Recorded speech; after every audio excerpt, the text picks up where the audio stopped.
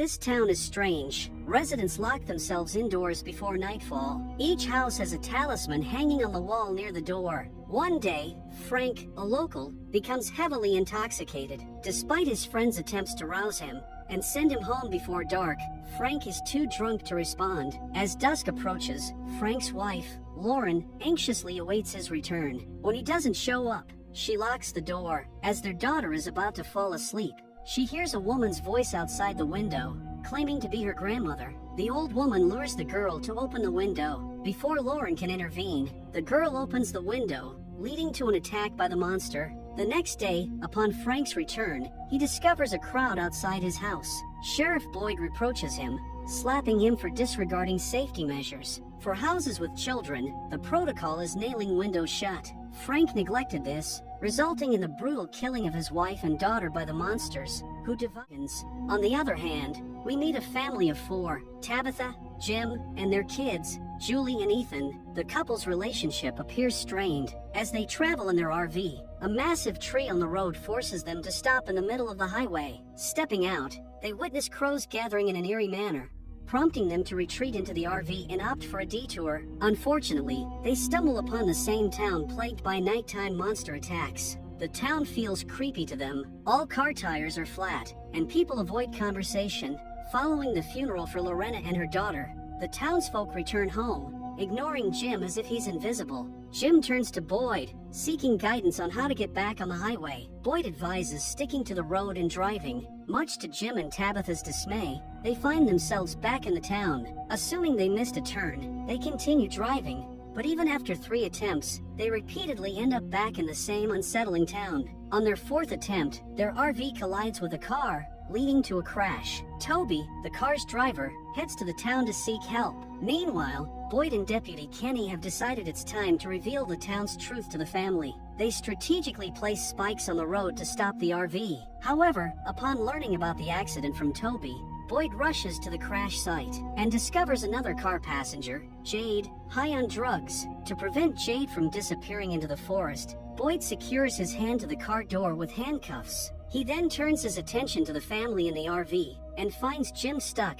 Tabitha unconscious, and Ethan injured with a table leg piercing his thigh. Christy, the town's only doctor and a 3rd-year medical student, arrives to provide treatment. With darkness approaching, Boyd instructs his son Ellis to escort Tabitha and Julie back to town, while he, Jim, and Christy stay in the RV to remove the table leg from Ethan's thigh. Boyd takes precautionary measures before nightfall, such as hanging a talisman in the RV and covering windows with blankets. Meanwhile, as Kenny and Ellis transport Julie and Tabitha to town, their truck's tires go flat due to the earlier stripped spike. Simultaneously, the RV becomes surrounded. Due to the trauma from the accident, Ethan begins convulsing, but Christy manages to attend to him. When Boyd mentions that the people are coming, Jim assumes they are residents of the town. In a desperate attempt to save his son, Jim tries to unlock the doors. However, Boyd intervenes, gripping him by the neck and clarifying that they are not dealing with humans. Once Jim calms down and questions what they are up against,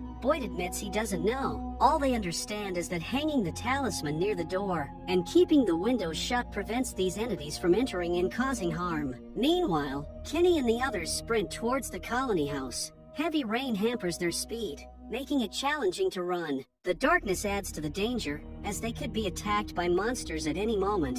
Finally, they reach the colony house. They pound on the door and urge those inside to open up. However, it's a strict rule not to open doors at night under any circumstances. Donna, one of the town's oldest members, makes the decision to allow them in, knowing that Ellis and the group went to rescue people. Just in time, before the monsters strike, Donna opens the door and lets them in. On the other hand, Jim attempts to unlock the window after hearing voices from outside. Boyd intervenes, asserting that with the talisman in the RV, the only way these entities can enter is if they allow them. Simultaneously, Donna decides to disclose the town's truth to Tabitha. It appears that everyone arriving here has witnessed a fallen tree followed by a flock of ravens in the sky. As it's Tabitha's first night, she struggles to comprehend the entire situation. Meanwhile, inside the RV, Ethan regains consciousness. He shares with his father a dream where he saw numerous drawings on the wall. In the town, a room matching Ethan's description is revealed,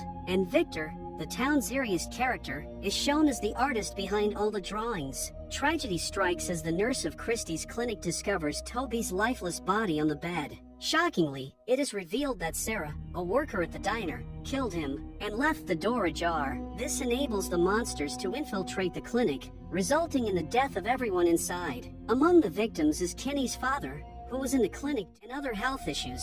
After cleaning herself of the blood, Sarah seeks comfort and embraces her brother. The next day, when Kenny returns to the clinic, he is devastated to find his father's lifeless body on the floor, with all his organs devoured by the monsters. Overwhelmed with emotion, Kenny has an outburst. Boyd approaches him, informing him that Father Cattry is taking the family back to the colony house. Kenny objects, stating they shouldn't be there, but Boyd reveals it's just for one night. Ethan's wound has been treated, and he is now in the colony house with his family. The situation takes an eerie turn when Ethan spots a boy in a white dress outside the colony house, smiling at him. A day later, Jade finally regains consciousness. Upon realizing he's tied to the bed, he threatens Donna to release him. Donna then proceeds to tell him the entire story of nightly monster hunts, and the village residents never leaving the place. Jade, however, bursts into laughter, convinced that the town is an elaborate escape room orchestrated by his friend Toby. Without listening further to Donna, he heads outside, treating the situation like a puzzle to solve.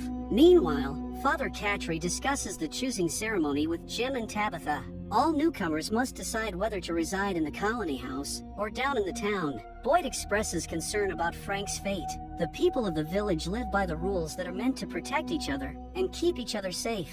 When someone's actions or negligence results in a resident's death, the sole punishment is a night in the box. Boyd informs Frank that whatever occurs tonight is not personal, and Frank seems to understand him. After visiting the box, Boyd talks to Father Cattry about forgiving Frank. He says that he built the box as a deterrent to scare people. However, Father Cattry argues that they had warned Frank multiple times. Forgiving him now could lead to a strong negative reaction from the community. It will potentially result in frequent mistakes and a disregard for the rules from the people. Later, Father Cattry guides Tabitha and Jim through town, showcasing the house where they can reside if they opt to live there. It turns out to be Frank's house, with the room where Lauren died still bearing blood splatters. This sight terrifies Tabitha, but Jim consoles her. He emphasizes that this is their new reality, and they must adapt to it. Meanwhile, Jade continues exploring the town, searching for clues to solve what he believes is an escape room. Venturing away, he discovers a basement. While exploring, he comes across a door. Upon opening it, he finds a deceased man pinned under a giant boulder. The man suddenly emits a demonic scream, scaring the hell out of Jade. Jade swiftly exits the basement and applauds Toby's supposed efforts, still convinced it's all part of the game. Back in the colony house, Ellis crafts a walking aid for Ethan. As Ethan explores the area, he encounters Victor and strikes up a conversation, inquiring about what Victor is doing. Victor sternly instructs Ethan to stay away from him. However, when Ethan brings up the boy in the white dress, Victor becomes intrigued. It appears he also possesses knowledge about the mysterious boy. Before Ethan departs, Victor instructs him to convey greetings if he encounters the boy again. The choosing ceremony begins, offering Jim's family the option to select a stone if they want to stay in town, flower if they prefer the colony house. Contrary to Jim and Tabitha, Julie decides to live in the colony house, sparking anger from her parents. They are upset and concerned about her well-being. Boyd assures them that she will be taken care of.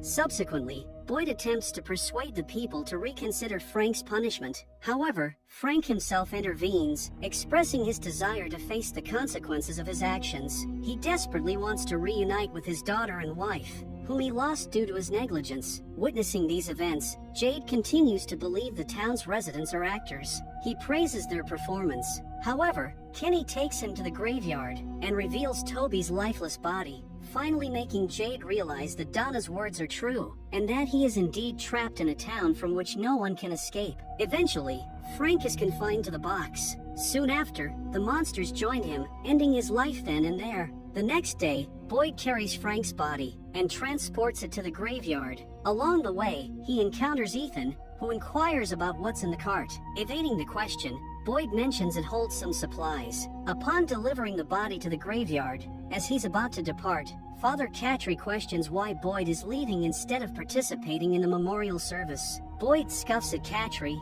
saying that the words come from the person who was against saving Frank. Recognizing that Boyd carries a sense of responsibility for the recent deaths in town, Father Catry approaches him and urges him not to blame himself. He further adds that it is Boyd who discovered the talisman, while also establishing some sort of order in the chaos. He apologizes for the cost Boyd has paid, but emphasizes that the town needs him now more than ever. Before leaving, he suggests not letting her death be for nothing, suggesting he might be talking about Boyd's wife. Overwhelmed by the stress of the situation, Boyd vents his frustration by screaming at himself in the mirror. On the other hand, Tabitha arrives at the colony house to give Julie her sweater. An argument ensues between the two. It is revealed that Tabitha and Jim decided to get a divorce, and this trip marked their final one together as a family. Additionally, Tabitha had lost her baby boy, causing a rift in their relationship. Julie is enraged at her mother for clinging to the memories of her deceased son, and not taking care of those who are alive. Later, while Jim and Ethan are having breakfast at the diner, Ethan inquires if they are on a quest like the ones he hears in stories. Tired of lying to his son and pretending to be strong in front of him, Jim excuses himself to the restroom, where he breaks down in tears. While he is in the restroom, Ethan is approached by Victor, who informs him that the tree around his house has moved 4 inches inward. Victor kept this information to himself, fearing no one would believe him. Showing Ethan a drawing, Victor asks if it's the same boy Ethan has been seeing. When Ethan admits to seeing the boy, Victor discloses that the boy has been absent for a long time, and now they need to find out why he's returned. Finding Victor near Ethan, Jim becomes infuriated and warns him to stay away from his son. Jade explores the basement, the same one from which Victor emerged as a child. Taking Kenny inside, Jade recounts how he saw a body and a sign on the ceiling. Concerned that Jade might be losing his sanity, Kenny brings him to his office to help him grasp the reality of their situation. Kenny explains that newcomers typically fear only the monsters, assuming that's the main challenge. However, he believes the real challenge is how the place affects them, driving those who refuse to adapt to insanity. In contrast, Jade insists that someone is manipulating them, and he won't stop until he unravels the mystery behind what's happening. On the other hand, as Jim and Tabitha argue outside the house, Victor approaches Ethan from the backside and leads him into the forest to search for the mysterious boy. While exploring, Victor recounts being the first person to arrive in the town. Upon getting out of the basement, he discovered half-eaten corpses scattered around. Only the boy in the white dress and his dog were there. While conversing, Victor spots the boy nearby. As they search for him, they come across a tree Victor calls a faraway tree. To illustrate, he draws a smiling face on a rock and tosses it into the tree. After a moment, the stone falls right behind them, revealing the tree's ability to teleport objects or even humans. However, they can never know where they will end up. Suddenly, Victor hears the sounds of a dog barking, the same dog he saw with the boy. Unable to locate Ethan, his parents enter the forest, but find themselves surrounded by dogs. Before the dogs can harm them, Victor fires a shot into the air, causing the dogs to retreat. The parents are relieved to find their son. To ensure that it doesn't happen again, Jim voices his concerns to Boyd about Victor's behavior. As Victor resides in the colony house, they must address the issue with Donna. Boyd assures Jim that he'll speak to her and ensure Victor refrains from such actions. To ease tensions, Boyd invites Jim to dinner. While at the diner, Sarah experiences severe arm pain, accompanied by the words "kill the boy" engraved on her arm. As the inscription vanishes, Sarah collapses and begins convulsing. On the other hand, residents of the colony house are alarmed by Victor's actions. When questioned, he reveals that he's digging graves and preparing in advance, instilling fear among the community. In the meantime, upon learning about Sarah's condition, her brother Nathan rushes towards the clinic.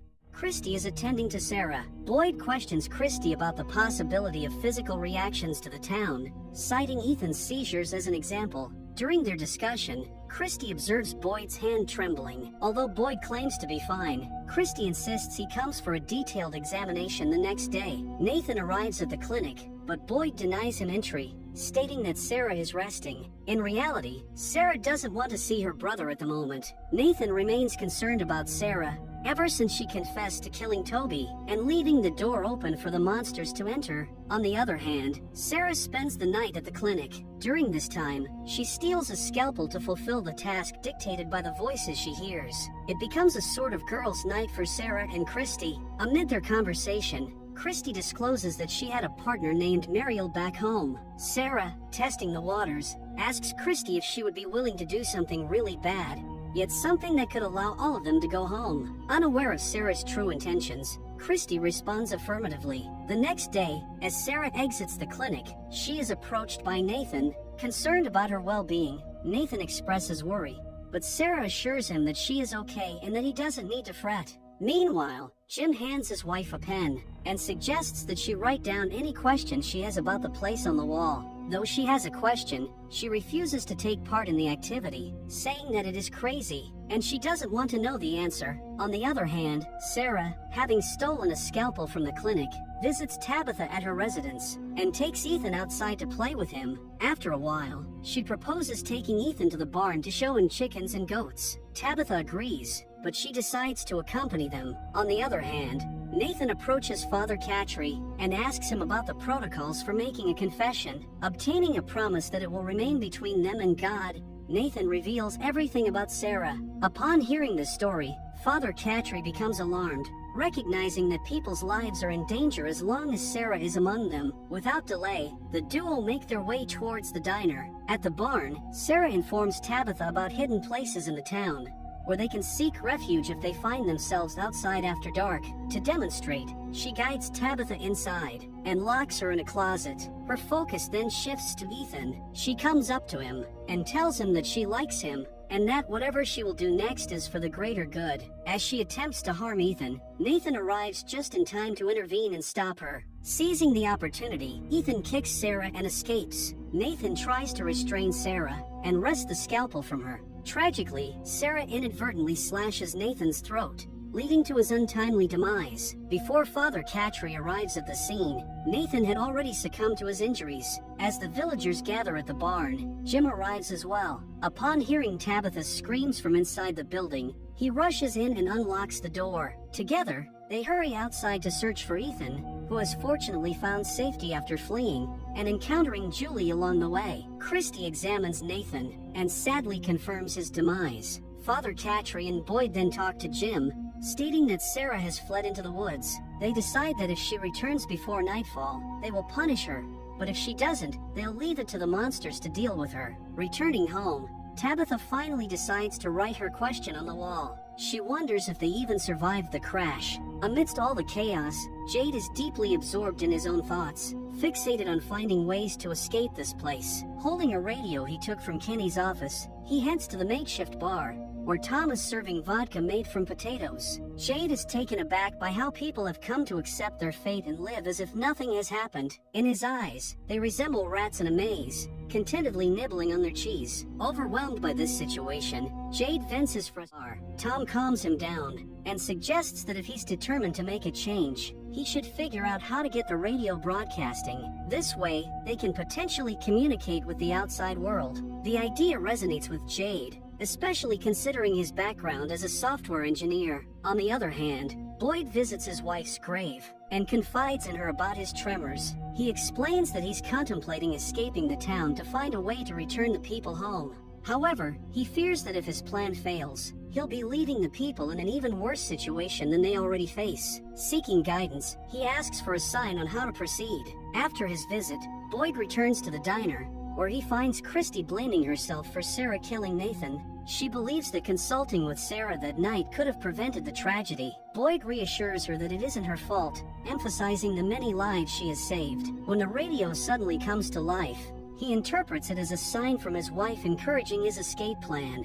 It's not just the fact that the radio starts working, but the specific tune, "If I Had a Boat," solidifies the sign. Meanwhile, Jade starts working on setting up the radio broadcast. He disconnects an antenna from a car, preparing to pick up signals. Simultaneously, Jim conducts his own research and discovers something unusual in the house. The cords lack wires, making it difficult for them to determine the source of electricity. While he is discussing this with Tabitha, Jade enters their house and seeks Jim's assistance in making the radio function. Considering his engineering background, to acquire more wires, the pair heads to Jade's car and removes essential components. However, they are perplexed to find that someone has already removed the battery. As Jim works on finding an escape from the town, Tabitha cleans the house and discovers belongings left behind by the previous residents. She takes the box to the diner, where Kenny's mother, Miss Lou, guides her to a room filled with items from the town's former inhabitants. While placing the box there,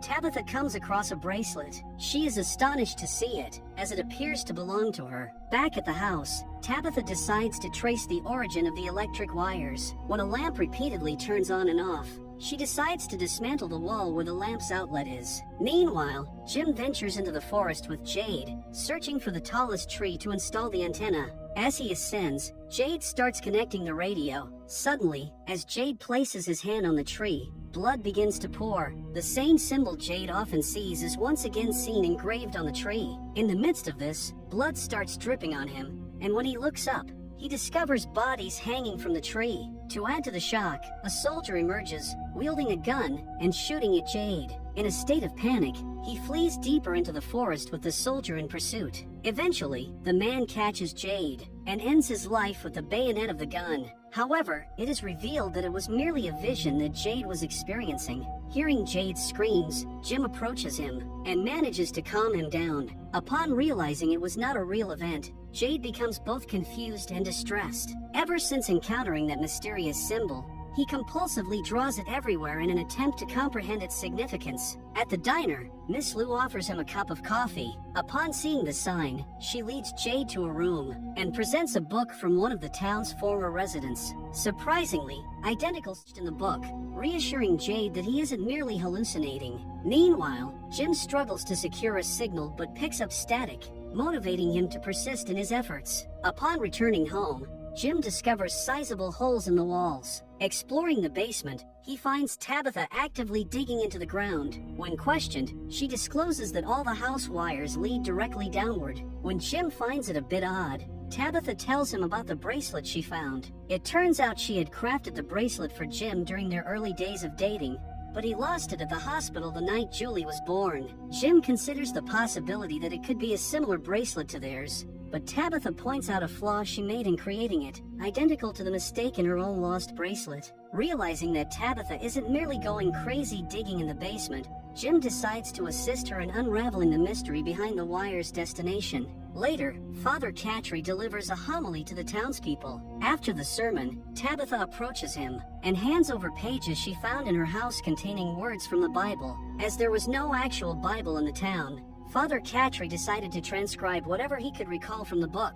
Tabitha then inquires of Father Catry whether they are alive or dead from the crash. In response, Father Catry asserts that it doesn't matter if they are dead or alive. The undeniable truth is that they are trapped in this town, which is attacked by monsters every night. Determining whether they are alive or dead won't alter the challenges they face. Nevertheless, to reassure Tabitha, he affirms that she is very much alive, considering they were already in the town before the crash. After Tabitha departs, Father Catry heads to the church's basement, where he has Sarah tied to a chair. It is disclosed that he had lied to others by claiming Sarah had escaped into the forest. He informs her that despite the terrible things she has done, there is still an opportunity for her to assist the people of the town. He continues by informing Sarah that the Bible actually consists of 73 books. He believes that since the night he arrived in the town, he has been contemplating the idea that the people of this town might be living a book yet to be written. He urges her to share details about the voices she hears. Recognizing Father Catry's belief in her,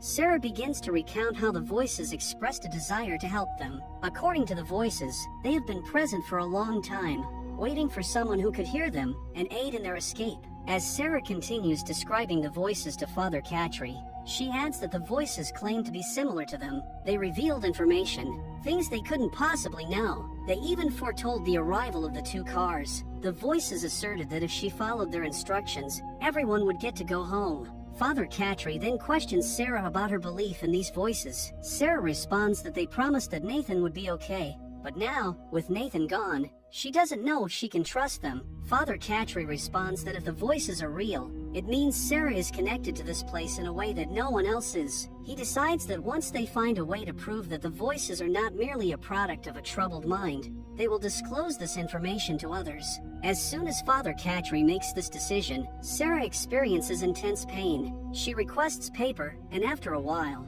she draws a symbol on Father Catry that the voices wanted her to show him something. According to the voices, they observed Father Catry burying a bag on the day he arrived, and this serves as proof of their existence. Upon hearing this, Father Catry is profoundly shocked. He immediately goes to the location where he buried the bag. Upon opening it, he discovers a bottle of alcohol, a blood-stained shirt, and a chocolate bar with a character resembling the one Sarah drew. Now, Father Catry realizes that Sarah isn't simply insane. She truly receives instructions from voices. On the other hand, Boyd confides in Kenny about his plan. He explains that the reason they haven't ventured deeper into the forest is the uncertainty about whether the talisman would provide the same protection outside the town as it does within. Now, with the talisman safeguarding them in the RV, Boyd believes he can utilize it on his journey into the forest to find a way out. Kenny doesn't react positively to the news, indicating he might not want to lose his sheriff.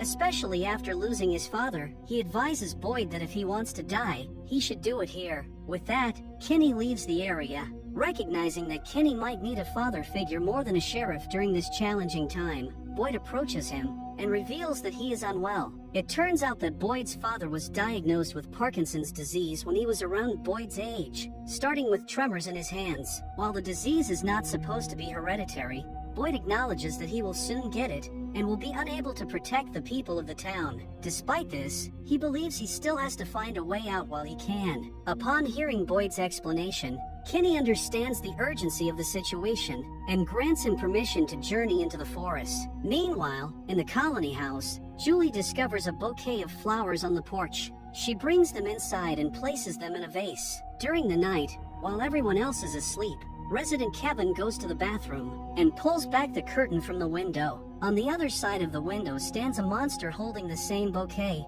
revealing that it is Kevin who leaves it for her outside the house. They have been friends for a long time. The monster now implores Kevin to let her inside, but he tells her that he can't. The next day, the residents of the colony house celebrate the one-year anniversary of Flora's arrival in the town. While Julie finds it odd to celebrate being stuck in a town, Flora sees it differently. For her, it's a celebration of their survival in the town. On that day, Kevin once again leaves the bouquet on the porch. Before nightfall, Father Catry approaches Boyd and expresses a desire to talk.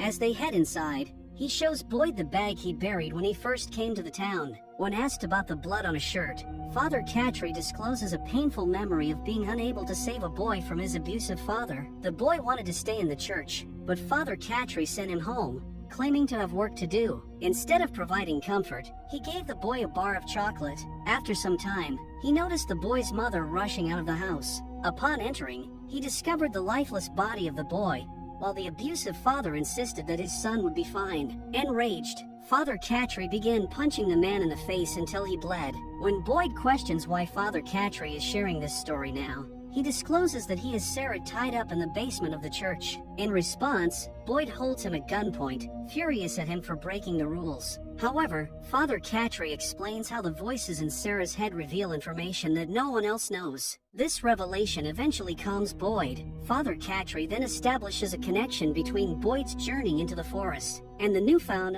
voices Sarah hears. He believes that by working together, they might discover a way out of this town. Meanwhile, at the colony house, the residents celebrate Flora's one-year anniversary. Donna praises Flora for her efforts in taking care of everyone and maintaining a positive attitude throughout her stay. While the members are engrossed in the festivities, Kevin goes to the bathroom to converse with his monster girlfriend. This time, the girl has come to bid farewell to Kevin, expressing that she can't endure the pain of being near him without being able to feel him. Yielding to her emotional words, Kevin opens the window and lets her in. The two share an embrace. Everything seems fine, until the girl scratches Kevin's back with her sharp nails. To make matters worse, she pulls out his tongue and ends his life on the spot. She then opens the window to allow other monsters inside the house. Meanwhile, the residents of the colony house continue to party, oblivious to what's about to unfold. In contrast, Ellis is feeling low because when he reflects on how he has survived, he also remembers those he lost in the process, particularly his mother. Frustrated, he vents his emotions on a fellow resident. After comforting him, Sarah approaches another resident, Trudy, who is also sad. To lift her spirits, Sarah gives her sweater to Trudy, reassuring her that everything will be all right. On the other hand, a distressed Julie seeks solace in Victor's room for some alone time. Unlike other rooms in the colony house, Victor's room remains unoccupied. There, she discovers Victor preparing to leave. Meanwhile, Trudy goes to the bathroom only to discover that the monsters have infiltrated the house. Before she can react or scream, the monsters attack her, ending her life.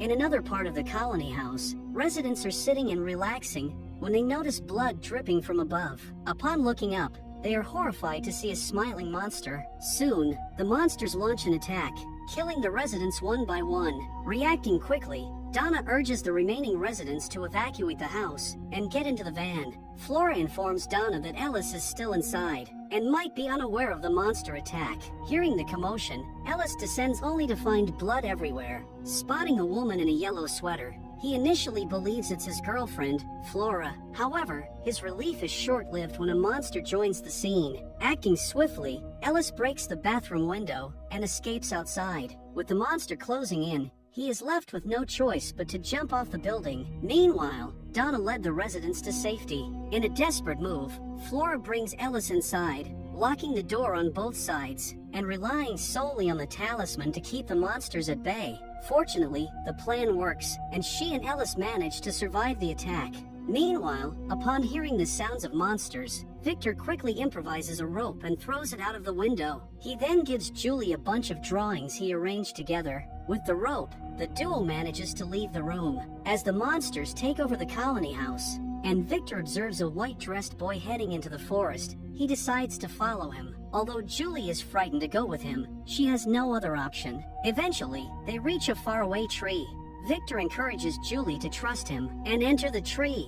Left with no alternative, Julie follows his instructions, and the next thing she knows, she is in a giant cabinet in a root cellar. Father Catry and Boyd are having their discussion when they hear the sound of a van approaching. They quickly head outside to assist the panicked residents of the colony house to safety. While helping, Father Catry is attacked by a monster. Boyd shoots the monster, allowing him to bring Father Catry back inside. Due to a severe neck wound, Father Catry bleeds to death. Meanwhile, Jim discusses with Tabitha about getting static on the radio. Their next plan involves seeking permission from Donna to erect a tower on higher ground at the colony house. Tabitha appreciates her husband's efforts and embraces him, hopeful that one day everything will be all right. The following day brings more challenges for the townspeople, as they must make space for the residents of the colony house. Until the broken windows and doors are repaired, the newcomers will stay in the town. This raises concerns among the townspeople, who fear the newcomers might deplete their ration. Boyd steps in to calm them down,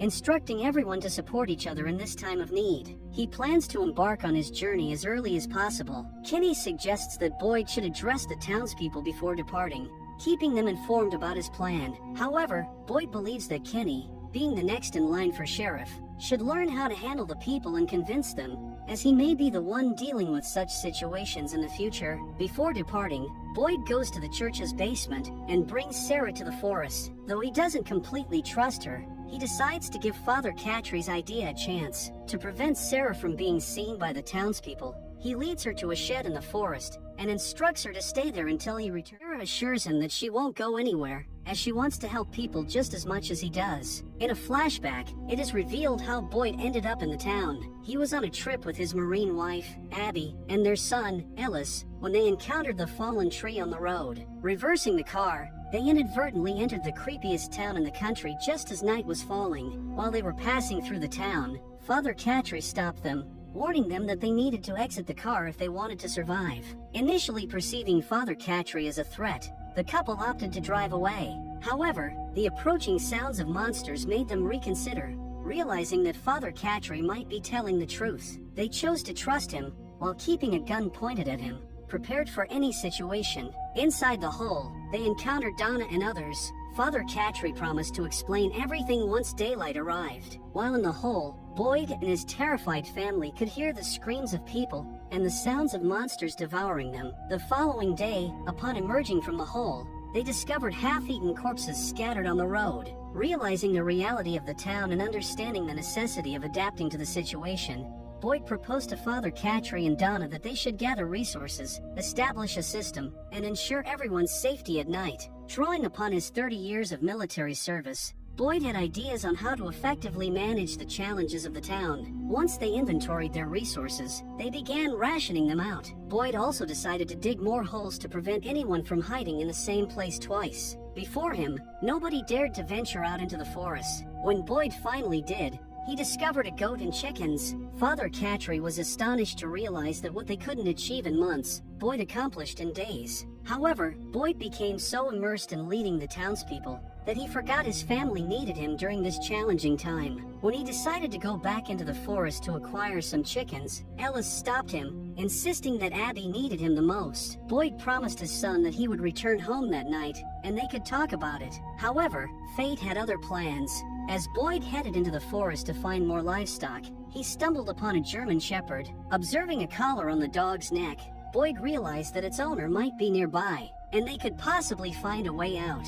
He followed the dog, only to become lost in the forest. As darkness fell, Boyd heard the approaching voices of monsters. While evading one of the monsters, he stumbled into a cave. To his fortune, the monsters retreated instead of attacking him. Surveying the cave, he discovered numerous talismans, leading him to believe that these stones provided protection from the monsters. Gathering as many as he could, he returned to the town. Upon his return, he found everyone running for their lives. It turned out that Abby had become delusional, convinced that their reality was a dream, and killing someone wouldn't result in their death. Boyd tried to intervene, but Abby persisted, insisting they needed to wake up from the dream. As she aimed her pistol at Ellis, Boyd had no choice but to shoot her, resulting in her demise. Ellis held his father responsible for Abby's death, believing that if Boyd had spent more time with her, she wouldn't have become insane. In the present day, Boyd opts not to leave the town due to the recent riot among the people. He believes they need him the most at this moment.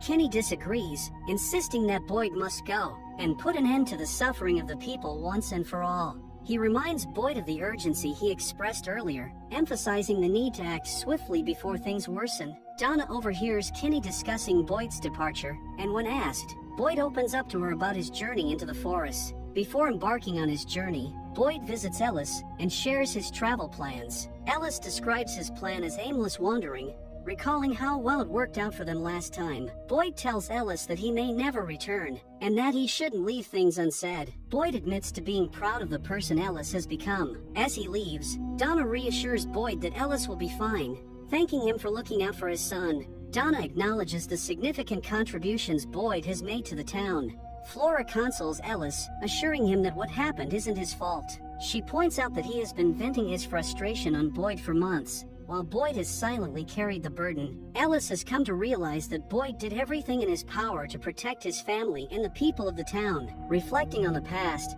he acknowledges that if Boyd hadn't vanished that day and discovered the talisman, he and Flora might not have survived the previous attack. Ellis finally embraces his father, apologizing for everything he said over the past few months. During their interaction, Ellis notices Sarah. Though he has questions, Boyd helps him understand that she won't pose a threat now, and he plans to enlist her assistance in finding a way out. Back in the town, Julie has left the basement where the tree teleported her. She recounts to her parents how Victor mentioned that it was beginning. When she describes the tree to her parents, Ethan inquires if it was a faraway tree, recalling having seen such a tree on a previous expedition into the woods with Victor. Overwhelmed by memories of the previous attack, Julie breaks down in tears. Learning about how Julie and Victor fled from the colony house, Jade arrives at Jim's place to inquire about Victor's whereabouts. Jim becomes furious, as Julie is already distressed, and Jade's questions are only worsening the situation. Jade explains to Jim that he found a picture in a book showing a young Victor passing by the diner. Upon hearing about the static Jim received from the radio,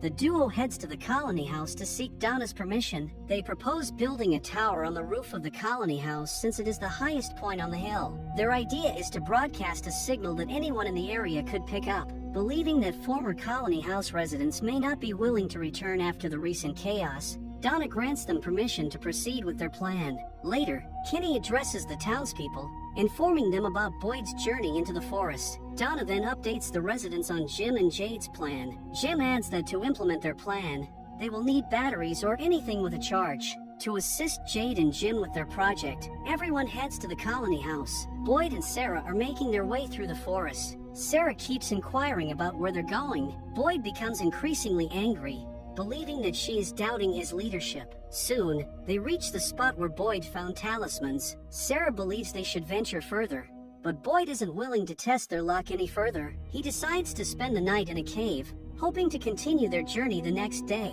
On the following day, they resume exploring the forest. Boyd, demonstrating his intelligence, carves directions on the trees to make their way back easier. Amid their search for a way out, Boyd questions Sarah about whether the voices that instructed her to kill everyone were telling the truth. Sarah prefers not to discuss the murders, emphasizing that she only wanted to save others. However, Boyd becomes infuriated, insisting that she has no choice but to answer his questions. Reluctantly, Sarah reveals how the voices informed her about the arrival of 2 cars, and warned that if she didn't kill Ethan, everyone would die. Sarah questions Boyd about why he didn't put her in the box. Sensing her distress, Boyd uncuffs her, trying to calm her down. They continue their journey until they reach a tree with many glass bottles hanging from it. As Boyd tries to collect the bottles, Sarah begins hearing voices again. Unable to endure the pain, she starts convulsing. Meanwhile, the radio broadcasting project is divided into 3 parts. One large group is building the tower,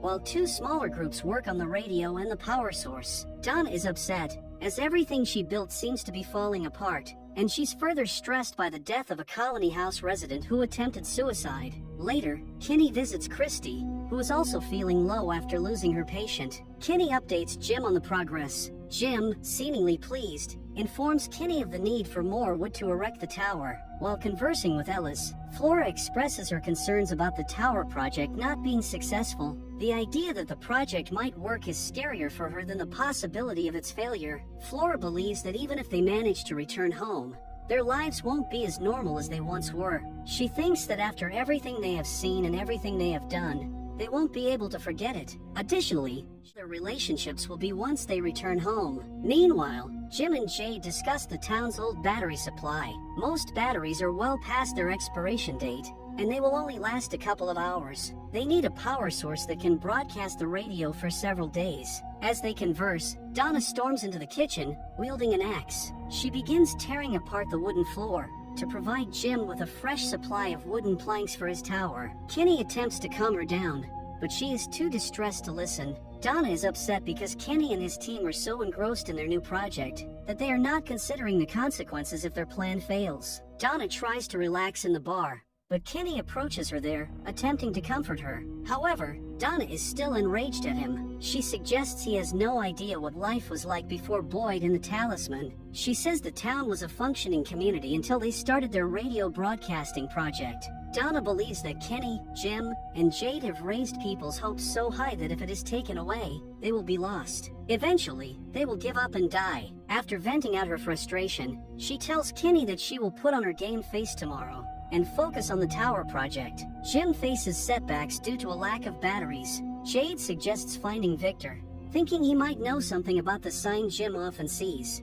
Jim isn't thrilled with the idea. He wants to focus on a more practical solution. Later, Ellis approaches Jim, informing him that the team has gathered enough wires stripped for the cord. On the other hand, Jade keeps complaining about not knowing the answer to the problem, considering himself a genius. Tired of his constant whining, Miss Louie shows him that he can take electricity from the lamp. Initially, Jade argues, stating that none of the outlets work. However, he suddenly gets an idea, indicating he might have found a solution to their problem. After finishing some work in the basement, Tabitha heads upstairs, only to find that the stairs seem never-ending. Later, she sees Jim hanging upside down and screaming, but fortunately, it's just a dream. Upon Jim's return from the colony house, Julie asks him to help them dig the basement. While digging, Tabitha senses something solid, like concrete, beneath the mud. It appears she is close to discovering the source of the electricity wires. In the woods, Boyd and Sarah take refuge in a camping tent, securing a talisman at the tent's door zippers. When Sarah wakes up, Boyd informs her that he found a bottle, but inside is a paper with the year 1864 written on it. Sarah suggests they go back because the voice she heard was from a woman who was screaming and admitting she was wrong. The woman warned them not to stay, as things outside are worse than the monsters. Sarah mentions the woman kept saying, "Tell Mr. Fish and Loaves that I was wrong." Hearing the name, Boyd seems shocked. As they talk, the tent starts shaking as if someone is shaking it outside. After the struggle, Boyd notices the talisman has come loose. He searches for it and reattaches it to the rope hanging in the center of the tent. Suddenly, a light illuminates the tent, but it comes and goes, making it challenging for Boyd and Sarah to understand what it is. The next day, as they emerge from the tent, they discover they are surrounded by giant spider webs. As they continue their journey, Sarah questions their destination. Boyd responds that they're going to follow the light. She reminds him of what she told him the previous night. Brushing off her fears,